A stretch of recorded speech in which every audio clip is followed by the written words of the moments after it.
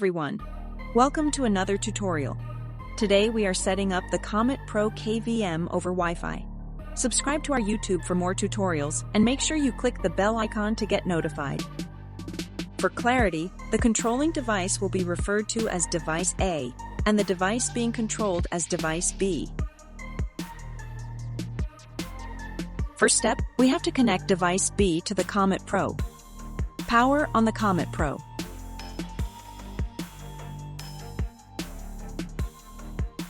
Next, plug in the HD cable into the HDMI port. Attach the other end to your Device B. This next step is optional. You can use a second HD cable, plugging it into the HD out port on your device, and then attaching the other end to your monitor. This port allows your computer's display to be seen on both a local monitor and a remote display. You likely won't need to use it if you don't require a local display at the device's location, or if you're managing a headless device. Using another USB-C cable, plug it into the keyboard and mouse port. Attach the other end to Device B. Now it's time to connect the Comet Pro to a Wi-Fi network. Using the touch screen, click on Wi-Fi, then connect Wi-Fi. Give the Comet Pro a few moments to scan local Wi-Fi networks in your area. Once populated, scroll and click on the Wi-Fi network you want to join.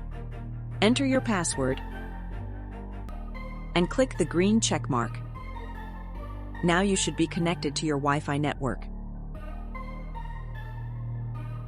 Next, it's time to access the Comet Pro. There are many ways to gain access. This includes connection via your local LAN, Tailscale account, our web cloud service at GL.iNet or via the GL.KVM app. Using the cloud service method is the most convenient method to control from your Device A. Open a web browser and proceed to GL.KVM.com. Sign up using your Google account or create a new GL.iNet account.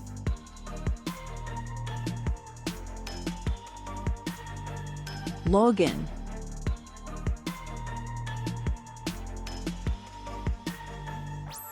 Click on Add Device and bind with code. To obtain code, enable cloud service on the Comet Pro settings through the touch screen. Then generate dynamic binding code.